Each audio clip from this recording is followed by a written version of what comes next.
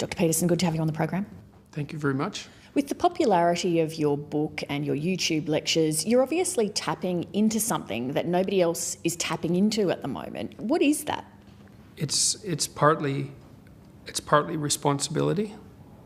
I don't think that people have talked to young people about responsibility in any real sense. And being on their side at the same time for like 50 years. And that's just too long because most people find the meaning in their life through responsibility. Isn't it fair to say, though, that some people, through no fault of their own, have tough lives and that no matter how much personal responsibility they take, that won't change? So, for example, Yes. You and I, we've had a lot of good fortune in our lives. We've been born to, reasonably affluent, peaceful countries. I have a job that I have worked hard at, but I've had lots of luck. You have written a book and done a series of lectures that have become embraced around the world. Some people don't get lucky breaks like That's that. for sure. Some people just die, and horribly. Yeah, life's rough, no doubt about it. And if good luck comes your way, then you should be grateful for it. And if happiness manages to manifest itself, you should be grateful for that too. But how do you give a personal responsibility message while taking account that for some people it's harder to take personal responsibility and the deck is stacked against them?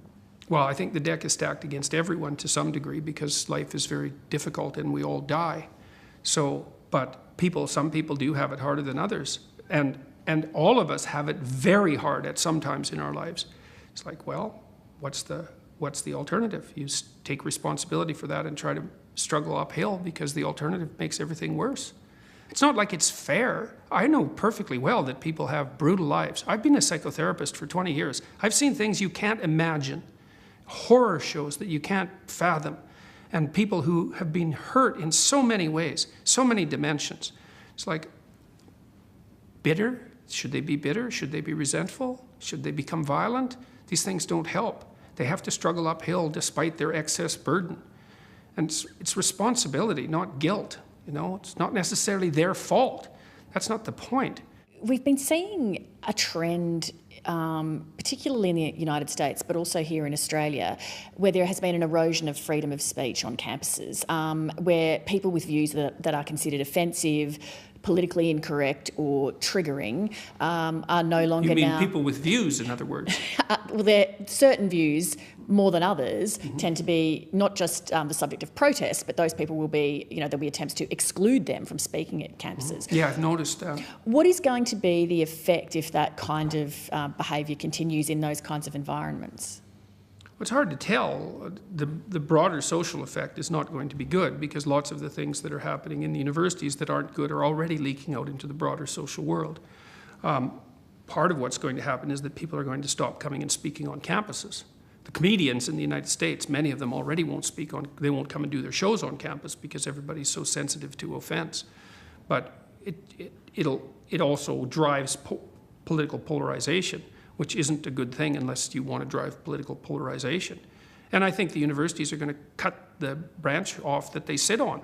Is being sensitive to offence such a problem, though? Like, we would have previously called that manners. It's a terrible problem. So imagine so the rule is you can't offend anyone, all right? Let's say you're speaking to one person, I can't offend you. All right, fair enough. What if I'm speaking to 10 people? Do I get to offend 1 in 10? How about 1 in 100? How about 1 in 1,000? You're going to come out on stage and you're going to say something important about something vital, and you're not going to offend one person in 1,000? Well, you can't say anything about anything important ever without offending probably the person you're talking to. Important speech about important issues, especially contentious issues, is instantly offensive. But there are ways that you can share, I guess, provocative views where you attempt to still do that with an air of, say, respectfulness, where you're trying to mitigate against the offensiveness. This is true, yeah. You can actually try listening when you're having a conversation, right? Assuming that both people who are having the conversation are of goodwill and they're not trying to play tricks and they're struggling towards the truth, which neither of them hold completely and both understand that. Yeah, you can reach across fairly large gaps and negotiate peace. Thank God for that, or we'd be at each other's throats all the time. Well, say the example of there are some transgender people who want to not be referred to as he or she. They would prefer to be called Z or they. If somebody wants to be addressed like that, what does it cost me to do that? It's hard to tell because the devil's always in the details. But as far as I'm concerned, that situation it's not relevant to the issues, for example, that I was involved in. I didn't care if transgender people wanted to be called by some pronouns, like whatever. That's something for individuals to negotiate. When the government makes that a compulsion and insists in their legislation that biological sex, gender identity, gender expression, and sexual proclivity vary independently, it's like, no, they don't. That's wrong factually, and you're not going to compel my speech. I don't care what your damn justification is. So you see that as, am I right in that you see that as a curtailing of freedom? It's worse than a curtailing of freedom. It's a demand that the population uses a certain kind of linguistic approach. It's an appropriation of speech. There's no excuse for that. That never has happened once in the history of English common law, right? It's a barrier that we do not cross. Hate speech laws are bad enough. It's not like there's no hate speech. Like anyone with any sense knows that there's hate speech. Who's going to regulate it? Who's going to define it? And I know the answer to that. The last people in the world you would want to. And then we cross another barrier and we allow the government to compel speech for some hypothetically compassionate reason? No way. That's a really bad idea. Dr. Peterson, thanks very much for joining us. Thanks a lot for the invitation.